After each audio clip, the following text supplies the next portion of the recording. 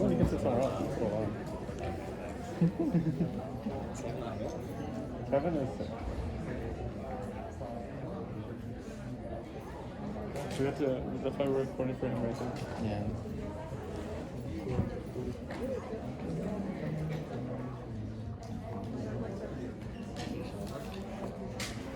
Or, yeah.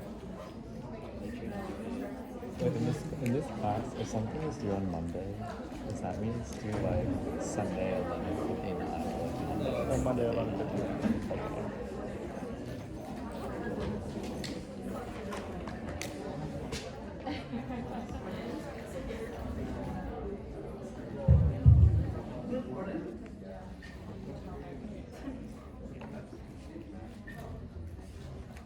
Okay, so let's begin.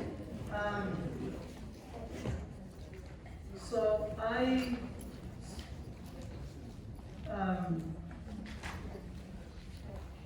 going to be conducting like a review session this evening at 8 p.m.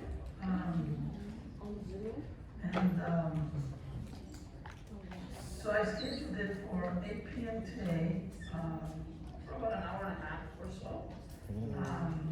So you just go to the Canvas website, click on Zoom, and then you click on the meeting here for today, or start. Then I'll be available to answer questions that you have regarding the test that we're going to be having tomorrow. So the test will be tomorrow, hopefully starting at 9:30. Hope that we can begin the exam at 9:30. Please bring a picture ID with you, and I'll do a random ID check. I'll probably choose a row and then walk down the row and check IDs. And, I probably won't have time to go through every row, but just randomly pick some rows and check IDs. So bring a picture ID with you, bring a calculator with you. You cannot use a cell phone calculator or a smartphone calculator, right? Because then, someone can go online and look stuff up, and then, someone else is gonna be unhappy about that. Someone sitting next to you, right? So, and it wouldn't be fair to the rest of the class if someone was able to do that. So, but bring a calculator with you, bring, picture ID.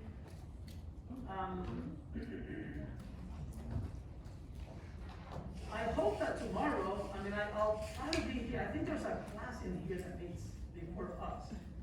So, what I'll try to do is, as soon as I get in here, and as soon as the other people leave, right?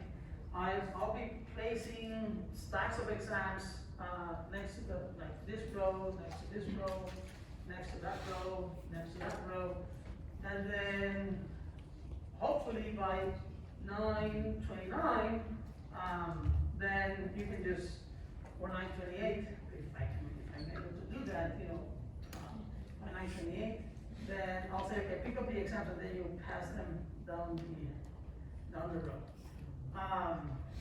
I've written 2 versions of the exam. They're gonna have the papers, we're gonna have sheets are gonna have different colors.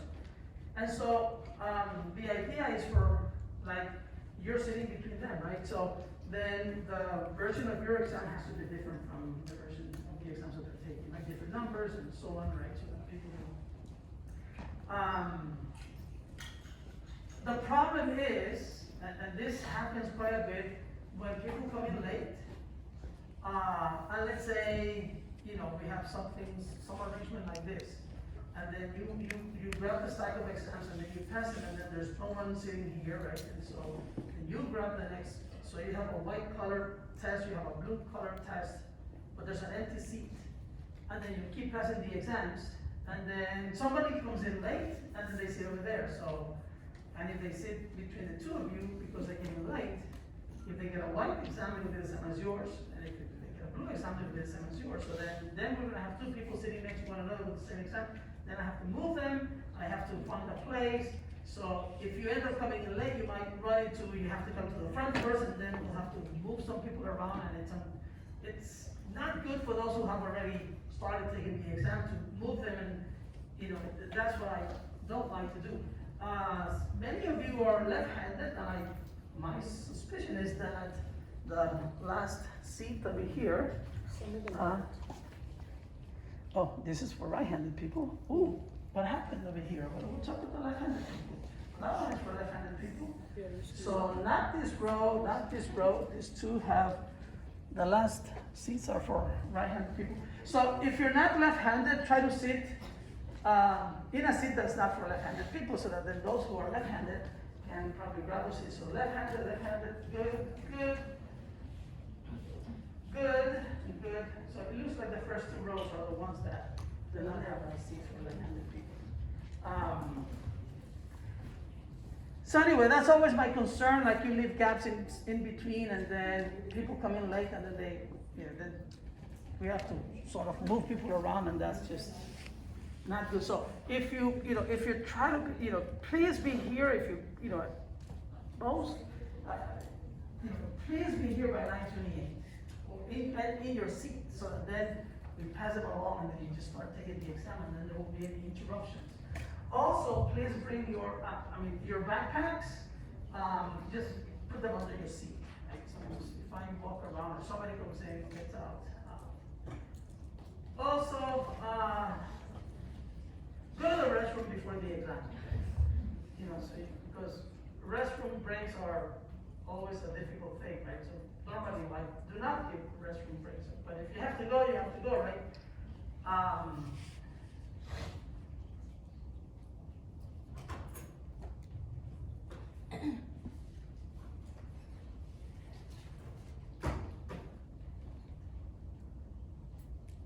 Okay, so Catherine and Igor will be my TAs proctoring the exam tomorrow. So Catherine can go into one of his restrooms. I don't want to send a TA with one of you to the restroom to, sort of keep an eye on you, to some extent, right?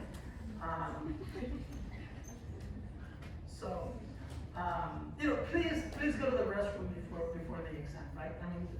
The problem is that sometimes people go to the restroom and they have something waiting for them over there, or then if you do that, I will tell you some other things, but try to be quick and so on.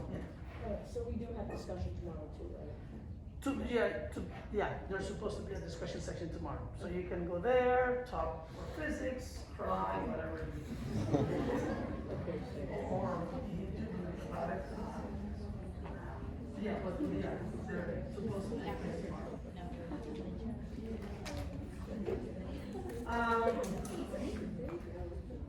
Yes. Yes, you'll have the entire hour, and I'll probably start the exam. I think there's a discussion section right after our lecture, so we have to get out of this room by 10:50 or 10:55. We should be out of this room so that the next class starts at 11. So I'll probably start the exam at 10:45 to give us 5 minutes to collect the exam. Because we need to collect and get out. Yes. It depends. If you learn the material very well, you probably won't need that time, but sometimes all it takes is one question to, keep you here the entire time. You might get stuck in it. But in my opinion, it's a very fair exam, and it's doable, and it shouldn't be a problem. People should be walking up with a smile. I hope, but yes.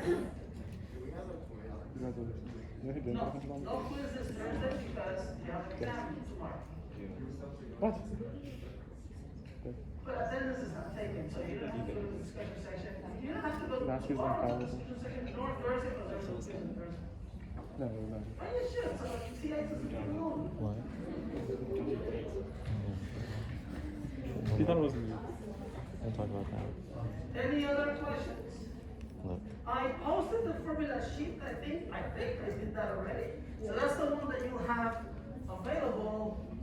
You don't need to print this sheet and bring it with you to the exam. It's going to be there, so I posted that. So formula sheet, Well, income no, not exam. necessarily. So this is the one that you're gonna have available. Yeah. These are the formulas you'll have access to during the exam. That's it. If you I think you didn't need realize something else, well, you if like memorize you it. move this around, Yeah. like you divide both sides because I Yes. think the PHYS and Yeah. I haven't created one. Maybe I should ask about that and then, yes?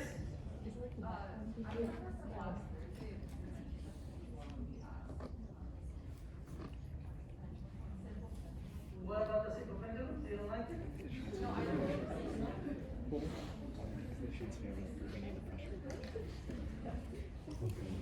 I'll send that an email, Say that again? about the exam later, but, I mean, what did I say so far, that I remember? Because I must have said more than what I remember, or maybe I didn't say enough. What even is that? I said that there was gonna be a problem from chapter 14, right, involving an oscillator, and I think I said it was gonna be a spring mass system.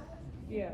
2 pi v like Right, a spring mass oscillating Yeah. system, right? So that means it Well, doesn't include a single pendulum, it doesn't include a frequency. physical pendulum. Because that's- Fair enough. that's the other one.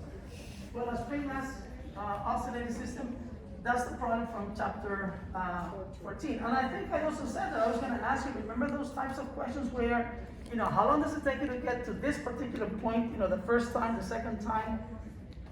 I said that there was gonna be a question like that, so I do want you to learn that so that, you know, you're ready for that tomorrow. Another thing that I said was that there was gonna be a problem from chapter 16 on the Doppler effect, right? For sound. So there's a problem on that. And then I think I said that there was gonna be a problem dealing with a mathematical expression, you know, from wave, Yeah. Chapter 15. which is from chapter 15.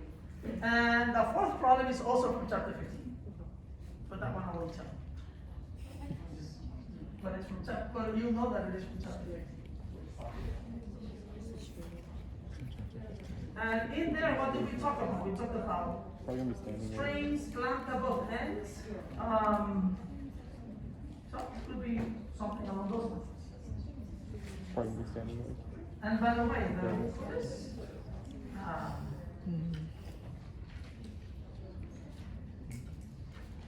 I think it turned out that the quiz, last week, I posted the solutions to quiz number 2. I actually did that like an hour or 2 after the quiz. So that was on Thursday.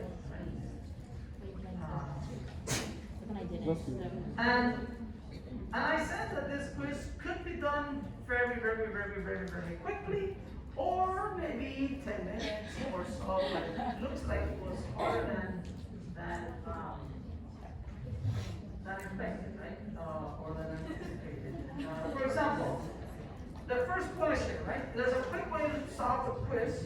The first, for the first version of it, you're told that the string has a length of 2 meters. And the question deals with the fourth harmonic, right? So if it's the fourth harmonic, n is equal to what? 4, and therefore you have how many loops? 4, right? So here is, so from here, from this end to this end is 2 meters as the length of the string, and you have 4 loops. And the question was, what's the wavelength? Well, the wavelength would be like I, did that in red. So this is the wavelength, and that's 2 loops. So 2 loops out of 4 is a half. Right? So and a half of 2 meters is 1 meter. That's the way. That was the answer. See it or no? Now, if that didn't occur to you, you could also do it the formal way, right?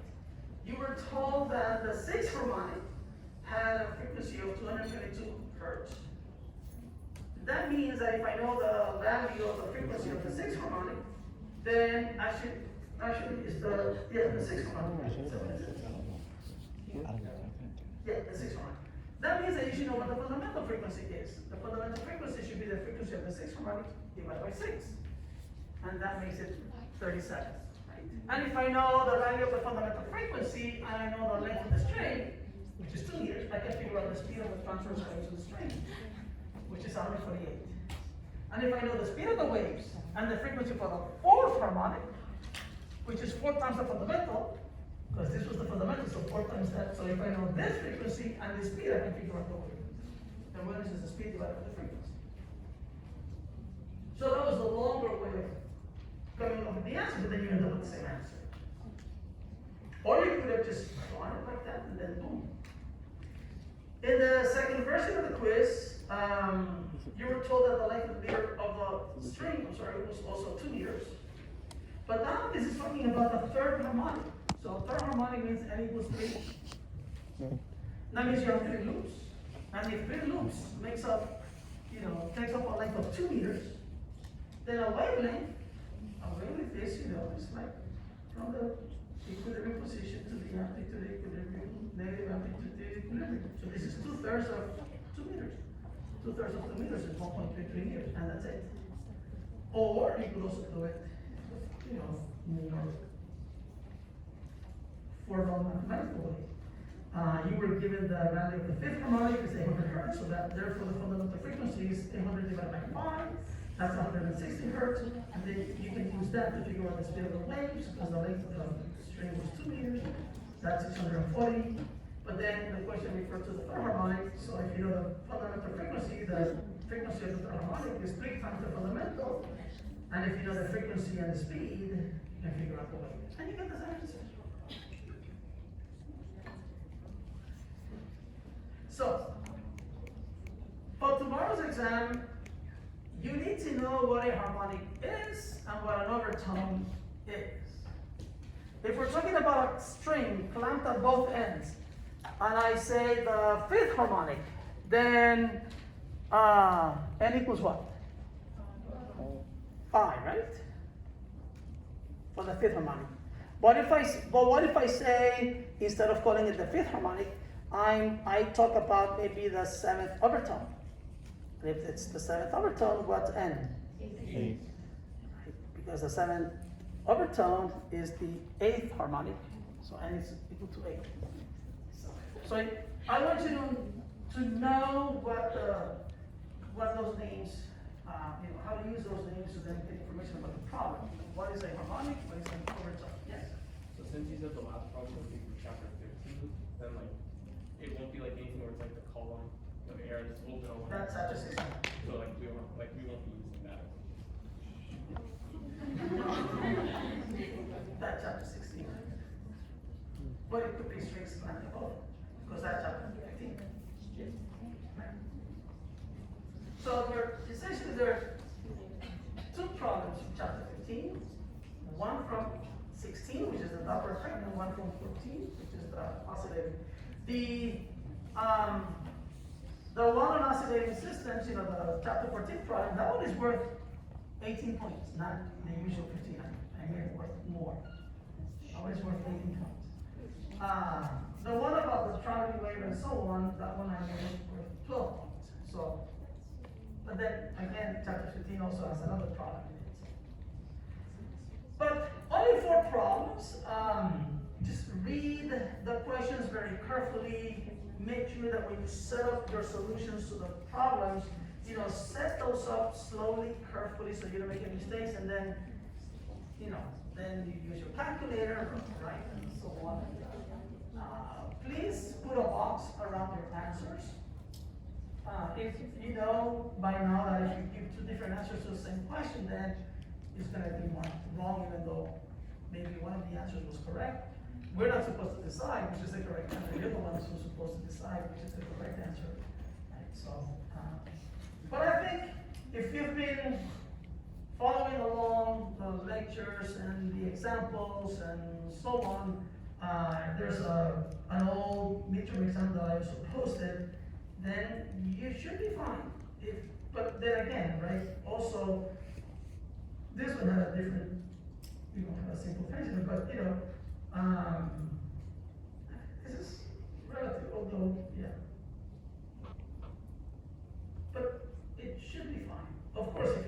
learn a lot of things tonight. You may study to the point of confusion, so, any last questions? It's a horizontal oscillating system, right? I didn't say that. I think I haven't said that. This is what I was Yes, yes. I'm actually in my office Monday through Thursday by 8 a.m. So you just feel free to come in any morning, whether I have office hours or not. Did you happen to have like an extra midterm from the past that's like somewhat similar to what we're doing? Like, we didn't do the midterm one, and then like the simple turns into like 2 out of the 4 question marks. I think they keep moving these things around. Midterm, that's exactly the way you can, the way you can answer the whole midterm.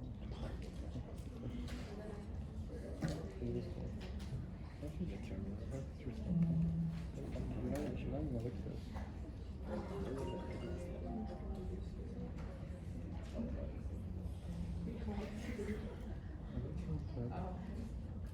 Looks like it's bald.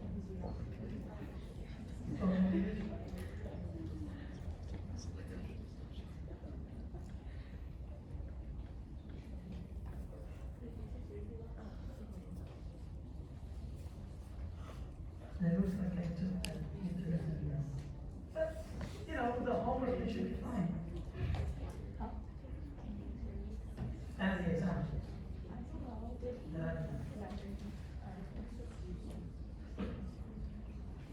Yes?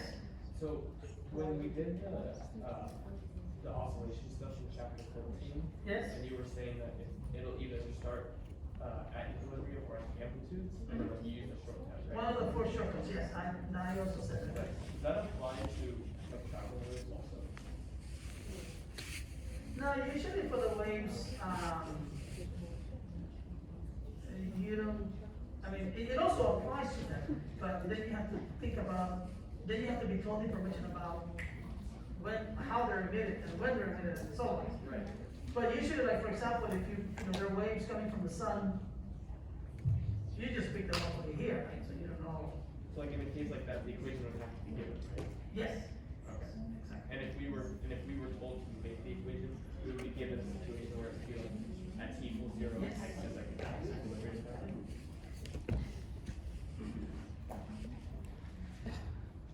Yeah. So, I mean, yes.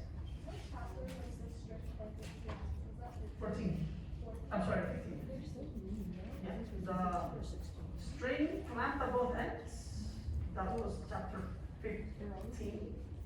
And then, actually, it's also discussed in chapter 16 because it talks about sound, and then there you're talking about sound waves, created by guitar, violin. It's also discussed in chapter 16. The string clamped at both ends, and also the, like, the organ pipe. Open at both ends, or an organ pipe, close at one end, but open at the other end. That's chapter 16. The string flat at both ends is exactly the same as the organ pipe, or air column that's open at both ends. You get the same formula for the frequencies, NV over 2L. And you have all the harmonics in here. You have N equals 2, 3, 4, 5, 6, 7.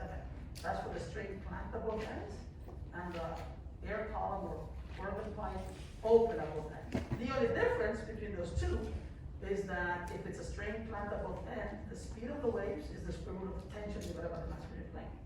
But if it's an air column or organ pipe, the speed of the waves, those are waves traveling in air, so that's like 331 plus 0.6 times the temperature of the air. So the only difference is what expression you use for the speed of the waves. But everything else is the same, it's the same nomenclature, the same terminology. Now, the one that's different is the organ pipe or air column that's close at one end and open at the other end. There, the resonant frequencies is equal to NV over 4L. The difference is that there's a 4 in the denominator instead of a 2. And that also refers to, the speed of the V is the speed of the sound waves, 31 plus 0.6 times the temperature in Celsius. And also, if the inner column or organ pipe is closed at one end and open at the other end, N is not 1, 2, 3, 4, 5, 6, 7, but rather N is 1, 3, 5, 7. So that's the other difference. But the organ pipe that, for example, open at both ends, you get exactly the same results and formula and so on as the string clamped at both ends. Clamped at both ends is like open at both ends, so you get exactly the same results.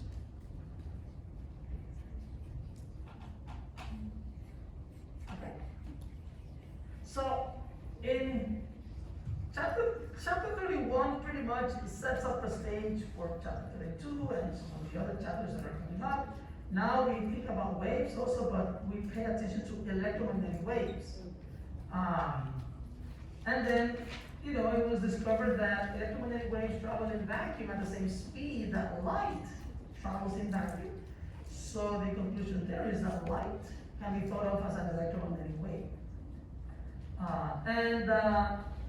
We talked about transverse waves in a string, and we can imagine like the rope tied at one end, pulled at the other end so that it has some tension, and somebody shakes the rope at one end, and then, there's energy, there's a disturbance that propagates along the string, but every little piece of the string is oscillated, let's say up and down, up and down, up and down, in simple harmonic motion, as the wave travels in a direction that is transverse to the oscillation, so they're called transverse waves.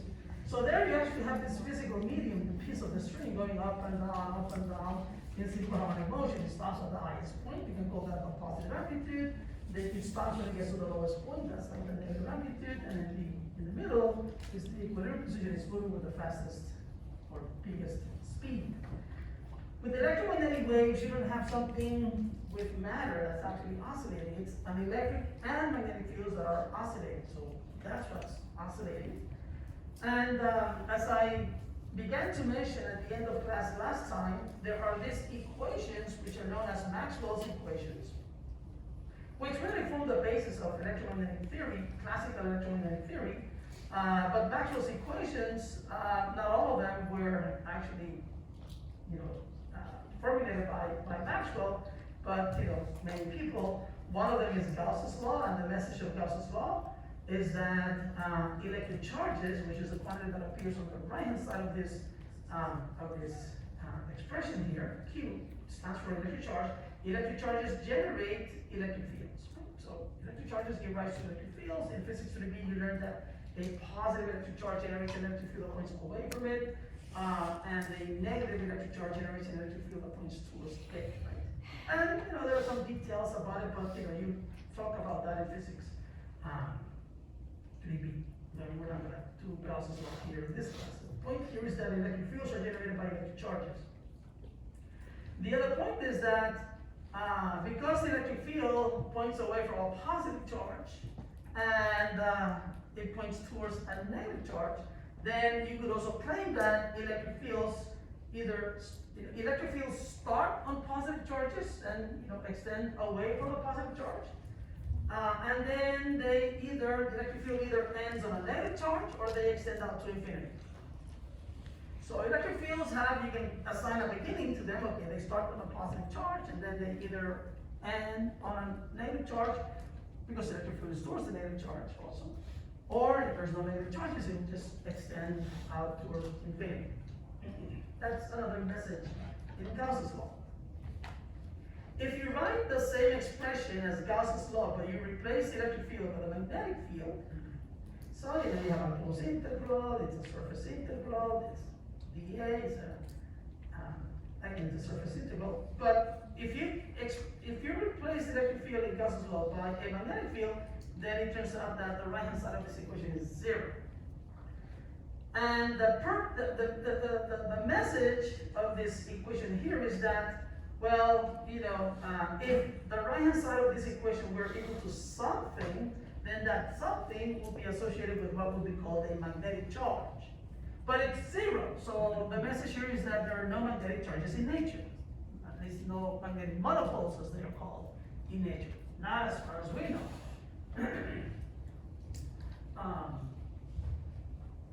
So, yes, electric charges produce electric fields. Because people thought if electric charges produce electric fields, then, and there are magnetic fields, then magnetic fields must be produced by magnetic charges, but then magnetic charges don't seem to exist.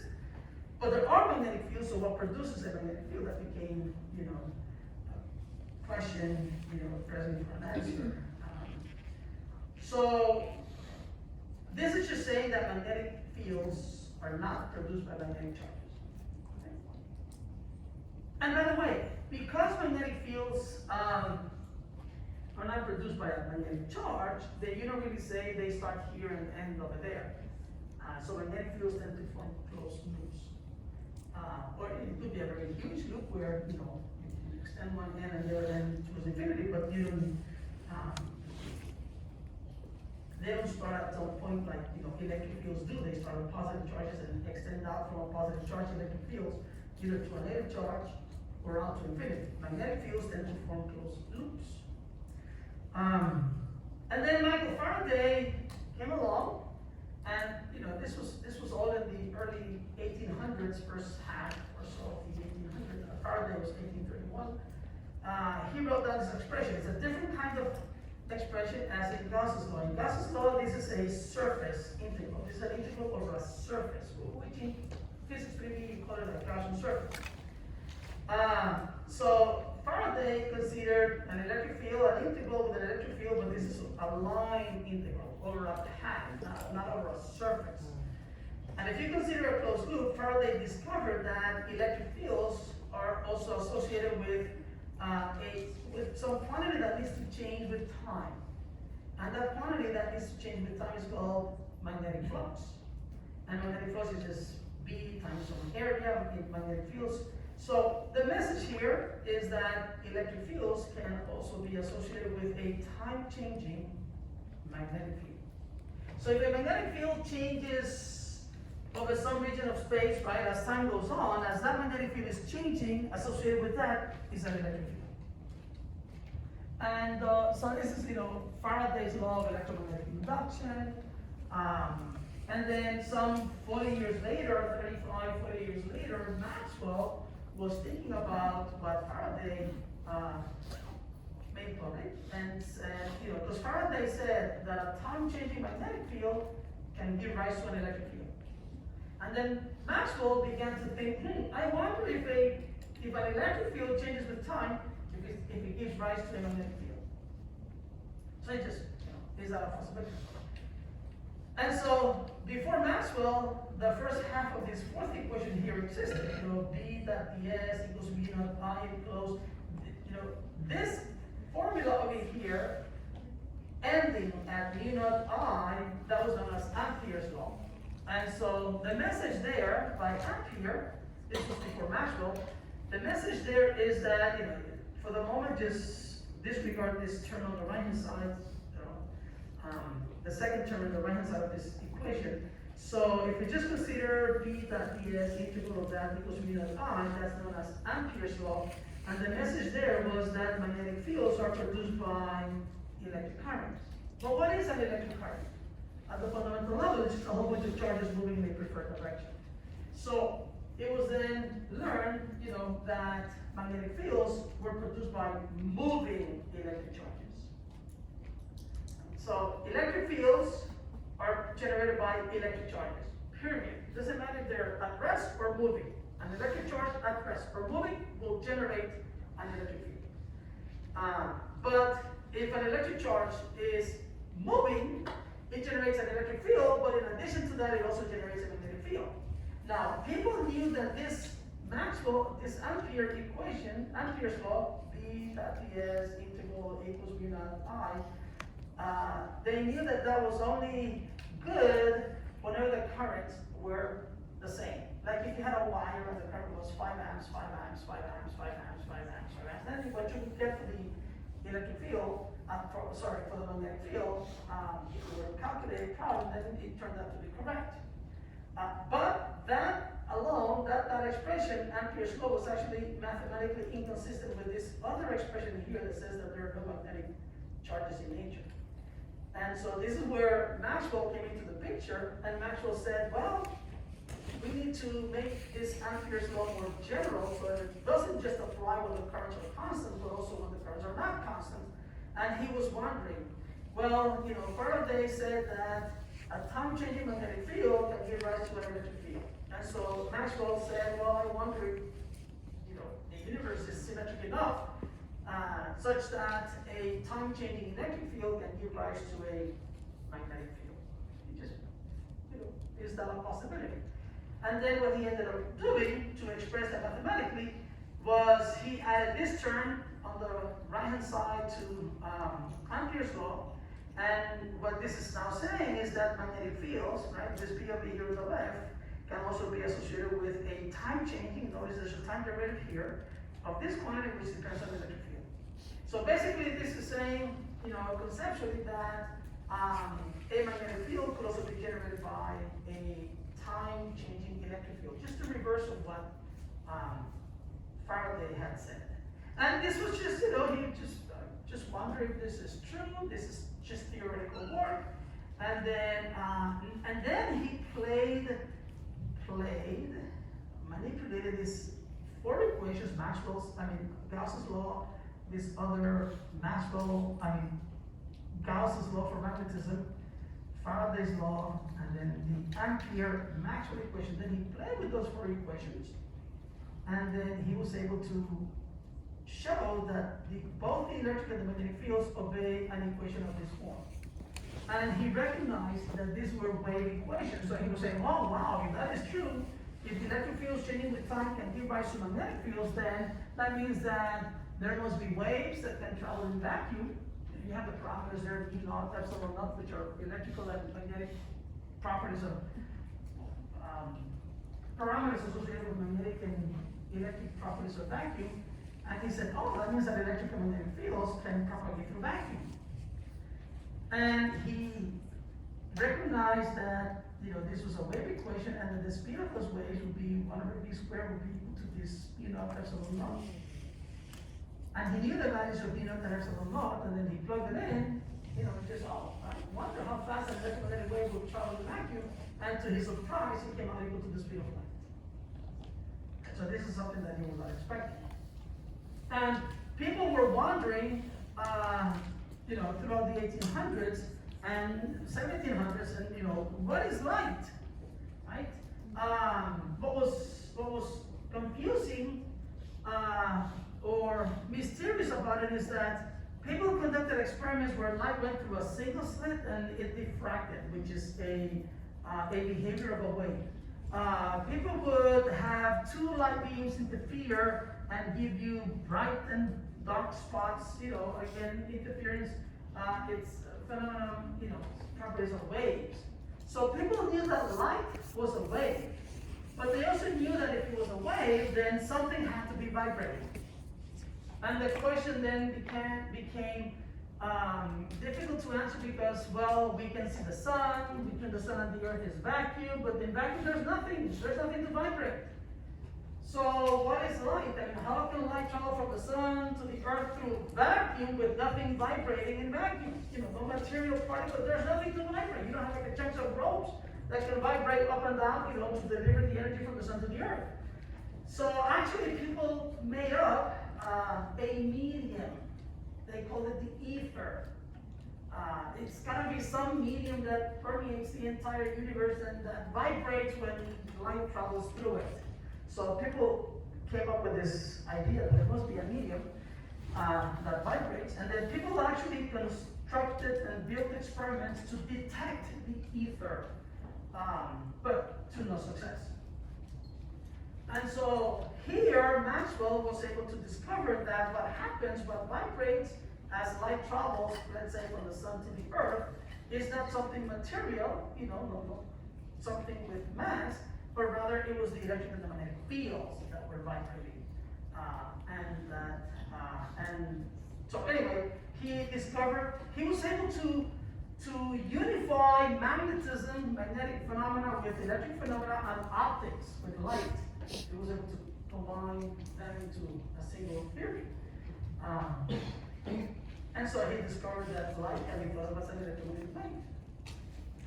And by the way, the speed of the electromagnetic waves would be from this expression in here, right? It would be 1 over the square root of epsilon naught E naught. Remember how I said that the speed of a wave depends on the medium that it's traveling through, right? For the speed of sound waves in calm air, it's 331 plus 0.6 times the temperature of the air in degrees Celsius. It depends on the temperature of the air. The speed of transverse waves in a string, that's when you have these transverse waves propagating in the string, is the square root of the tension in the string divided by the mass per unit length. Something having to do with the medium, the string. That's where the waves are propagating through. In the case of light waves traveling in vacuum, it's 1 divided by the square root of 2 numbers that are associated with vacuum. The electrical permittivity of free space, that's epsilon naught, and the magnetic permeability of free space, that's the mu naught. So and that's equal to 3 times 10 to the 8. But these waves, as they travel through vacuum, right, or in any medium, then the wavelength can be written as, the wavelength times the frequency will be equal to the speed with which the waves propagate. And so here is this picture where you can think of an electromagnetic wave propagating to the right along the x-axis. Notice the x-axis is to the right, the y-axis is up the page. The z-axis will be coming positive, going out of the page. And you can picture the electromagnetic wave, a beam of light propagating to the right as an electric field that oscillates up and down and up and down. This is indicated by the red arrows. The magnetic field is indicated by the blue arrows going out of the page, into the page, out of the page, into the page. So oscillating electromagnetic fields make up the light waves propagating through the vacuum, and it turns out that the electromagnetic fields are also perpendicular to one another, and also perpendicular to the direction that the wave propagates. So electromagnetic waves propagating in vacuum are examples of transverse waves. And like in this particular case over here, see if I can fit all of this in one page. This particular case over here, you can write down a mathematical expression that describes this electromagnetic wave. So for example, when you see this E here max cosine of something, so the maximum value of this thing on the left has to be this thing over here, because the maximum value of the cosine or the sine, if you were to use the sine trig function for that matter, is 1. So the maximum value of the cosine or the sine is 1. So the maximum value of this will be whatever this quantity is. That's why this is called the E max, is called the electric field amplitude. And then when you see the argument of this quantity over here, right? Notice you have a plus sign over here, multiplying kx, and you have a minus sign multiplying omega t. That tells me that the waves travel in which direction? The positive x direction. So this x over here tells me that the waves are traveling along the x-axis. The fact that these two signs are different tells me that the waves are traveling in the positive x-axis. Now, the electric field in this picture is oscillating up and down along the y-axis, so that's why we use y hat or j hat. Right? And then the magnetic field is oscillating along the z-axis. So you can use z hat or b hat. But the magnetic field expression that describes the wave has exactly the same trigonometric function description, cosine kx minus omega t. It's just that there's a different amplitude. There's the magnetic field amplitude in here. And this omega over here that you see in those expressions is the same as what we encountered in chapter 15 and 16. It's called the angular frequency, radians per second. Omega is 2 pi over the period. That period is one of the frequencies, so omega is 2 pi over the period, or 2 pi times the frequency, just like we heard in the case of the mechanical waves that we studied in chapters 15 and 16. K is known as a wave number. It's 2 pi over the wavelength, right? And the speed of the waves is still, omega over k or that can be expressed as the wavelength multiplied by the frequency. Now, the relationship between the electric and the magnetic field amplitudes of the electromagnetic wave is through the speed of light. It turns out that the electric field amplitude is equal to the speed of light, or the speed of the wave, right? Multiplied by the magnetic field amplitude. And that's from the Maxwell's equation. I'm not going to go into the details of that. So there is a connection between the maximum value of the electric field and the electromagnetic wave and the maximum value of the magnetic field of the electromagnetic wave, and the connection is the speed of light. So if you know one of those amplitudes, you should really know the other one, because either you multiply by the speed of light or you divide by the speed of light to get the other one. Yes? So, do both waves have the same wavelength and frequency? Yes. Same wavelength, same frequency, They're the same speed? and they travel together. And notice that they're also, the timing is right. They're really in unison, like at the same instant that the electric field reaches the maximum value, its amplitude, the magnetic field reaches its amplitude. When the electric field switches direction from up to down, like over here, the magnetic field switches direction from plus Z to minus Z. And when the electric field reaches its maximum, the negative amplitude, that's when the magnetic field also reaches its maximum negative amplitude. So they are in phase. We say that they are in phase. Yes. Same wavelength, same frequency, same speed. It's like, they are in unison.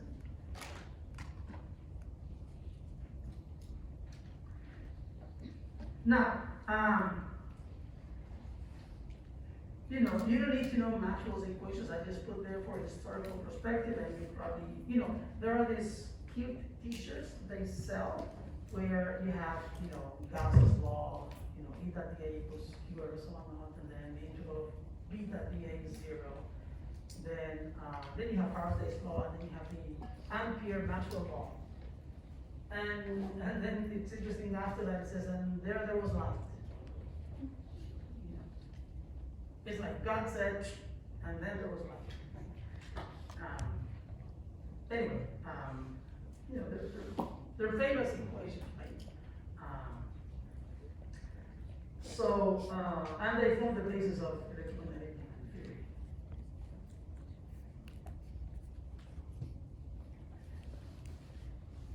But I'm not going to put any problems where you have to use Maxwell's equations in the final exam, right? This is material that's going to go over to the final exam, but I won't put a problem like that. What I do want you to know, though, is how do you answer this question that's about the intensity carried or transported by the wave? What is the intensity? Right? So you have light coming in from the sun, for example, or any source of light, and you measure the intensity of the wave. How do you use the intensity to figure out the energy in the wave, how much energy you collect, let's say in 5 seconds, or over some area? So what is up with intensity? And intensity is one of those quantities that's kind of easy to memorize. But I think the tendency is for people to memorize, they won't memorize the formula, but it's better if you also think about it for a while so that you have some understanding of what it means. And so I like to, I have done a calculation over here. I don't know how much of that I want to go over. I mean, I would like to do it on the board. But I guess I'll just tell you about it. So there is this quantity that's introduced that has the same units of intensity. So intensity is the average energy per unit time. And what is the unit of time? The second. So it's the average energy in 1 second that goes through or reaches a surface, a unit area of surface. And the surface has to be perpendicular to the direction that the waves travel. Now what is the unit of area? A meter squared. So the intensity is how much energy goes through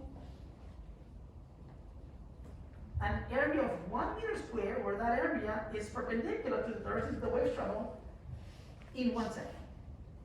So intensity is the energy through 1 meter squared in 1 second.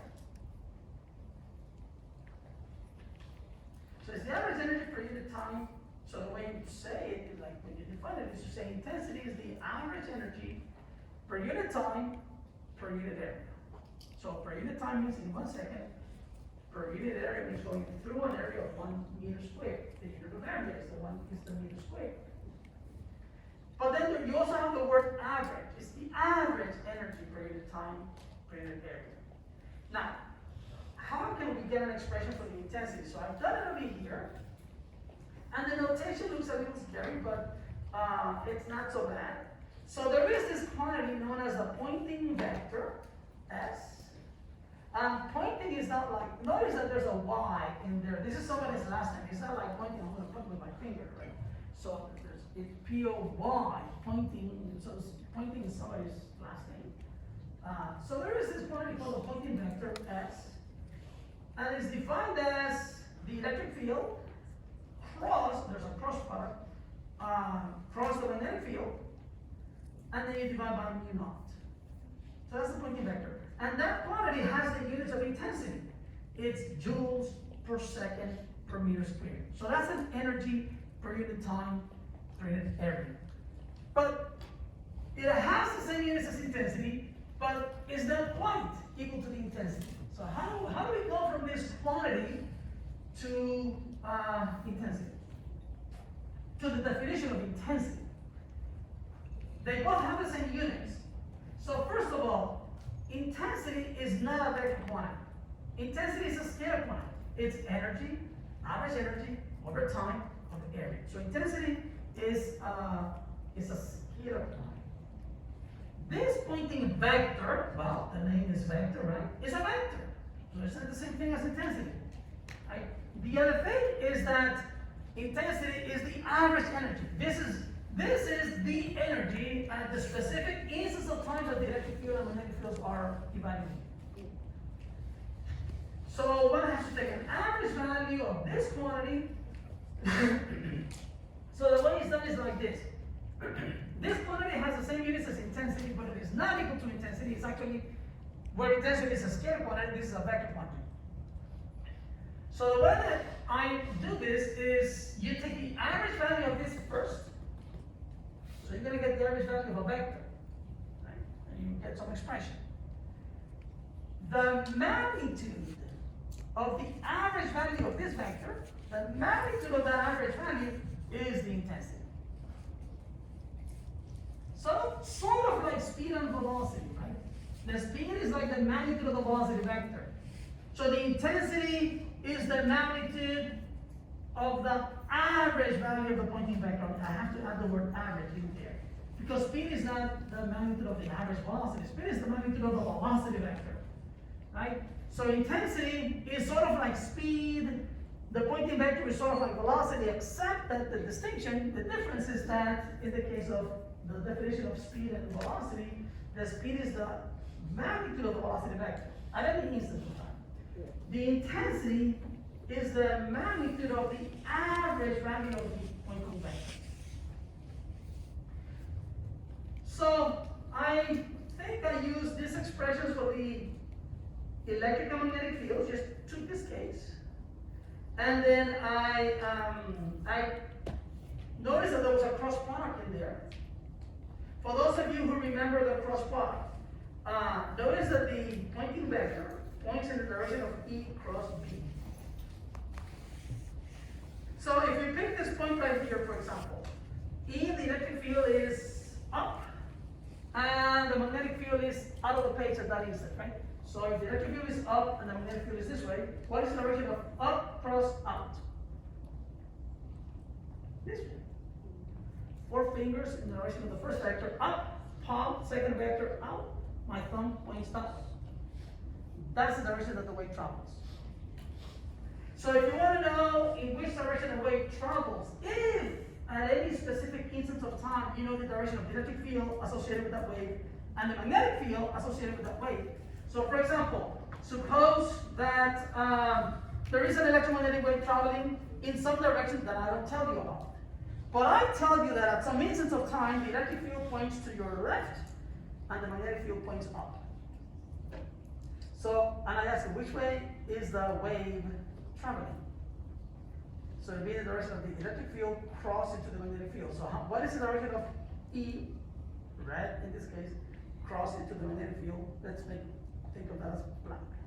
So what is the direction of E cross B? And it's gonna be perpendicular to both of them, right? Remember the cross product? It will be which way? Towards me. Away from you, towards the front of the room. So if I tell you that at some instance of time, the electric field points to your left, and the magnetic field points up, then the wave is traveling away from you, towards me. So that's E, first vector, B, second vector, thumb, third vector. And if you think about it, it's really cute, because notice what happens if I think about this wave over here. If I choose this point to be here, right, at this instant, which way is the electric field pointing? Down. And which way is the magnetic field pointing? Into the board. So what is the direction of down cross into? To the right. So it's like the magnetic field is following along the electric field, or vice versa. It's like, the electric field, if you look at the electric field, it goes up, but then it switches. But then as the electric field is going up, the magnetic field has to be out, so that E cross B is that way. But then this one begins to get small, so this one has to get small, but still up, still out. And then as soon as they switch it, this one has to switch. It's like this, oh, what if I don't switch? If this one doesn't switch, what will be E cross B? It will be the other way. So it's like the wave is gonna stop and then go this way. It's not gonna happen. Right? So as soon as one of them switches, the other one switches. So that E cross B points in the direction that the wave is traveling. That's what I did when I said it's like it's cute. So anyway, so I did this here. So the bracket notation means average value. So, the pointing vector is 1 over mu naught E cross B, right? And then I just added this notation for average. Sometimes in mathematics, I like to put a bar above, like in statistics, what's the mean, the average value of X. But if I put a bar on top of an arrow, it's like a bar arrow, it's too confusing. So I just use the bracket notation to mean average. And then I took those expressions for the electromagnetic field and I put them in here. E max cosine of kx minus omega t, B max cosine of kx minus omega t. But those electric fields have directions to them, like this. Now, E max, I can put that outside, B max, I can put that outside with a cross product. So this cross product refers to the electric and the magnetic field amplitudes. And then I have the average value of cosine times cosine, so I have cosine squared of whatever I have inside over there, right? So I took out the mu naught downstairs in the denominator, E max cross B max, right? This is just gonna, right, times the average value of the cosine square of whatever this is, whatever it's inside. Now, in mathematics, I left out a theta over here actually. The average value of the cosine of theta turns out to be a half. And let me show you what that is, just quickly.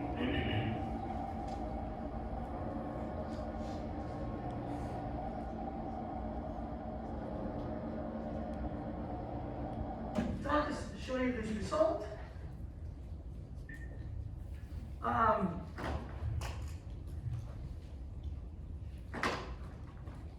So in math,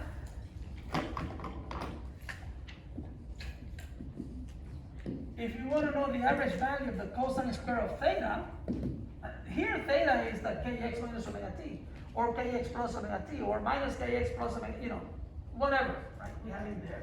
So the average value of that is 1 over the period, which is 2 pi, integral from 0 to the period, and then the function, cosine square of theta d theta. So there is a trig identity that says that the cosine square of theta is 1/2 of 1 minus cosine of 2 theta. So now I'm gonna plug that in here. So I have the integral from 0 to 2 pi, and then I have 1/2 of 1 minus cosine of 2 theta, d theta. And I can split this into two integrals. I have the 1/2 comes out, so this is 1/4 pi, integral from 0 to 2 pi, and then this is 1 d theta, so this is just a d theta, and then I have a minus, and then 1/2 of 2 pi is 1/4 pi, integral from 0 to 2 pi, and then I have a cosine of 2 theta, d theta.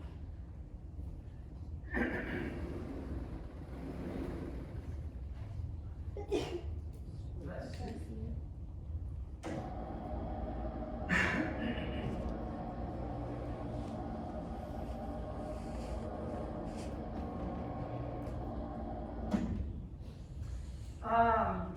So this equals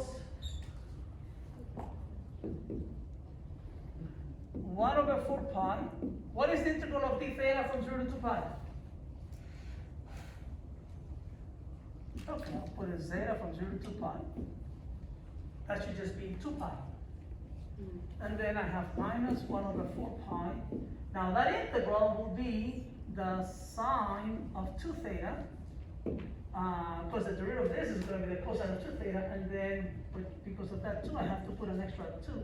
But then this is from theta equals 0 to theta equals 2 pi.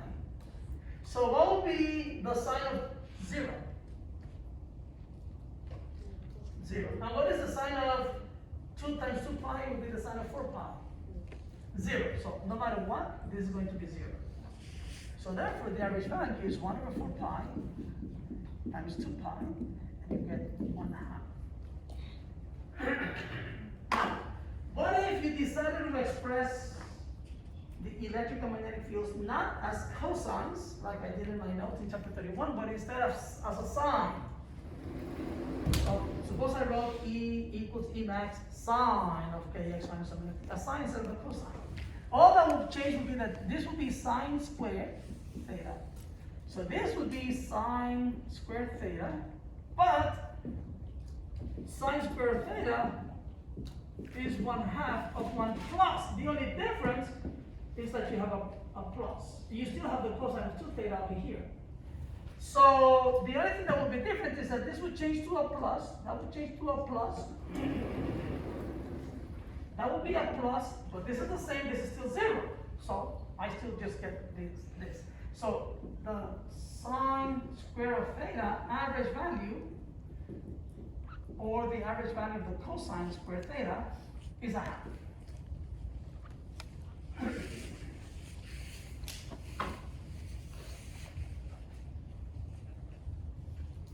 So just, that's just something from math. So therefore, the average value of the pointing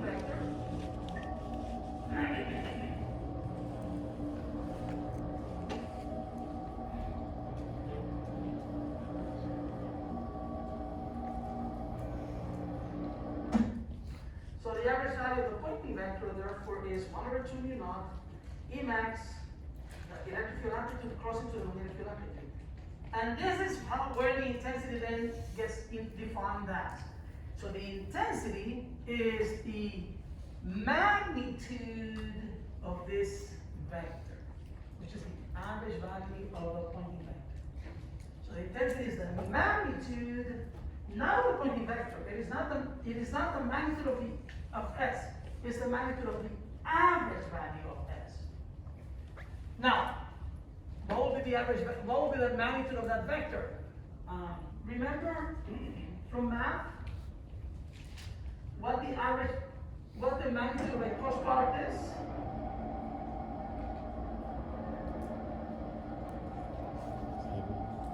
I'll just raise it up to here. So when you learn about cross products, right? A cross B, right?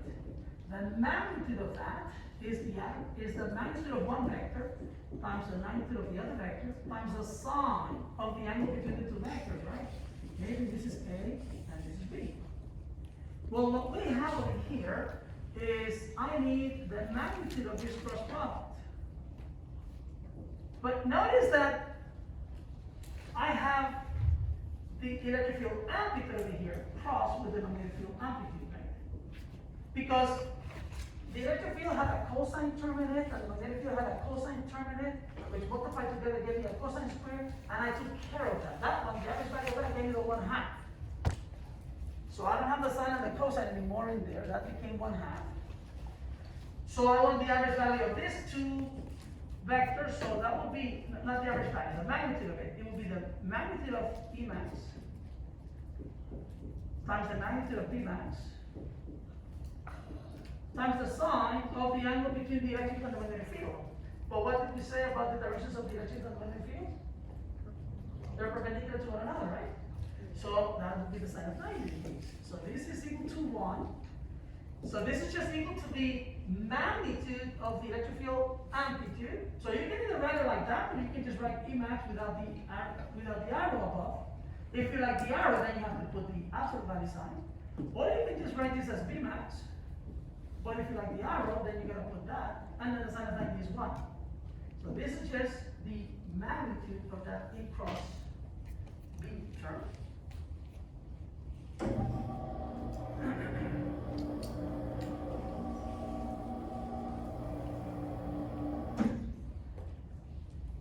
So this is the pointing vector, right?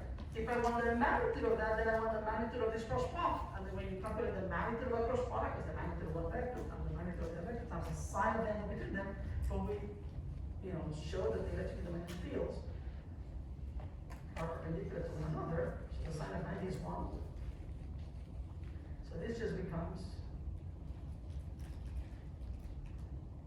I wrote it over here without the arrow, so I didn't use the absolute value sign. So it's E max, B max divided by 2 mu naught. And remember that the magnetic field amplitude and the electric field amplitude are connected by the speed of light. So you can rewrite that expression like this. You could also make another substitution and rewrite it like this. So if I know the electric field amplitude, I should know the intensity of the electromagnetic wave, which is the average energy going through a cross-sectional area, 1 meter square, in 1 second. It's actually simple to show that this leads to that. Because I use, C squared is 1 over mu naught epsilon naught, and E max equals C times V max. So if you replace, for example, this V max over here by E max over C, then you're gonna have E max times E max over C. So that'll be E max squared. But then what is 1 over C and mu naught? It's epsilon naught C. It's just it's actually a simple step. I'll just do it on the board, just to show you that it's not something you can't do.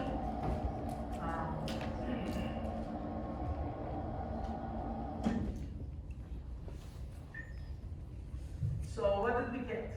We got one expression for the intensity is, what was it? Epsilon naught, I think it was an E max, and then B max. There was a 2 downstairs, I don't have memorized, and mu naught, sorry. And mu naught goes downstairs.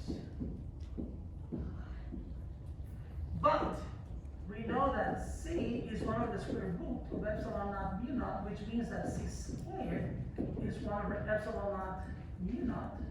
This is C times C, right? And I notice that I have and B max, the magnetic field amplitude, is C times the electric field amplitude. So I'm going to take this and I'm going to plug it in here.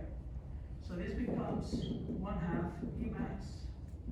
And then B max will be C E max. And then I have a mu naught over here. Did I do that right? Mm-hmm. And then I have 1/2, and then I have an E max squared. And then I have C over mu naught. But from here, if I bring epsilon naught upstairs and I bring a C downstairs, I have 1 over mu naught. That doesn't look right. Did I copy one of them down correctly? No, that's good. Oh, it doesn't look right. Hold on. So this is. Oh, I think I wrote this wrong. I wrote this wrong. Sorry. Let me double check, but I think I wrote that incorrectly. Yeah. I wrote it down incorrectly. Okay. So therefore, this will be Emax over C. So that's like that. And I have this 1 over mu C. So from here, if I bring 1C down here and the mu naught, that will be C, and then I can bring the epsilon naught upstairs. And so this is what I have in my notes.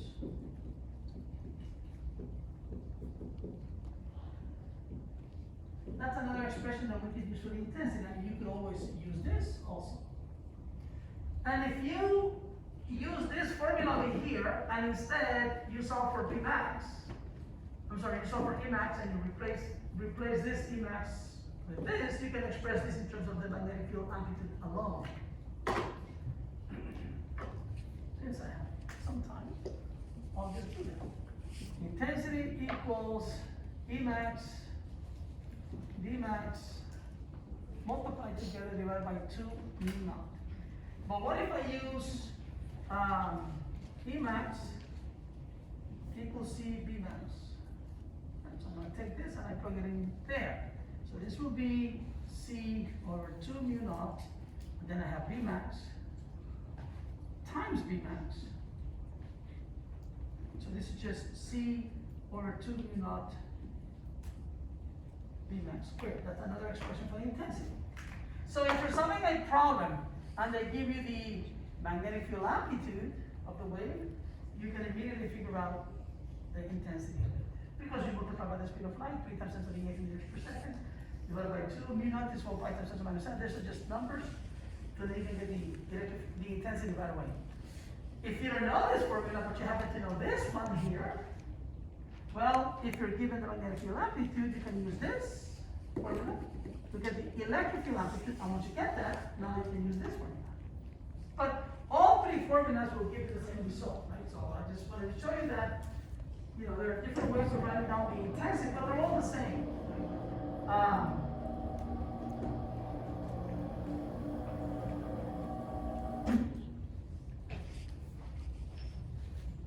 So they're all the same. They're all equivalent. This is equivalent to this, and it's equivalent to that. They're all equivalent. But I want you to remember that, you know, intensity is a scalar quantity. It is the average energy going through a unit of area, which is 1 meter squared, perpendicular to the direction of the wave travels in 1 second. So, why, you know, intensity is energy over time over area. Why is this difficult to many students? Because sometimes you bring time into the discussion, like what will be the energy, for example, delivered in 5 seconds? And what will be the energy through the entire wall? Suppose that you're told that the intensity of light hitting the wall is 5 joules per second per meter squared. And then the question is, okay, so how much energy is going to go through that wall in 10 seconds?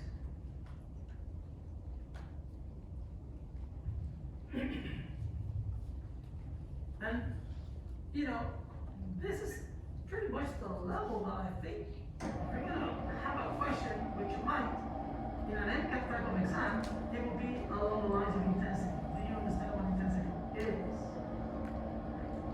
So, you might remember it's energy over time over area. So, I didn't bring my laser pointer today, but if I tell you that there's light hitting that wall, And the intensity of the light is 5 joules per second per meter squared. So that would be 5 joules per second is watts per meter squared. And then they ask you, what will be the energy that goes through that wall or hits the wall in 10 seconds?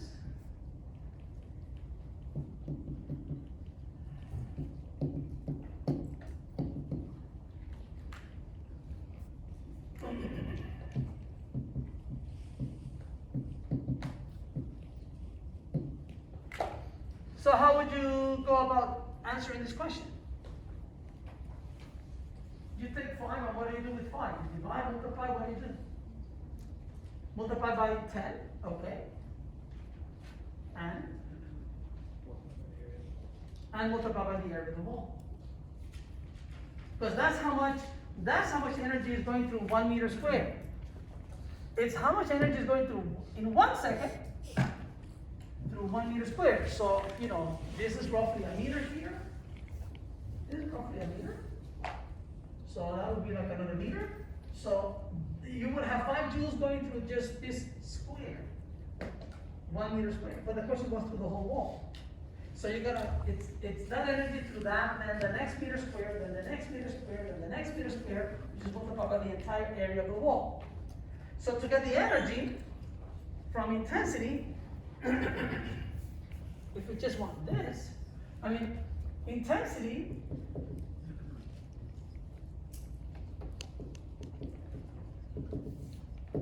is average energy over time over area.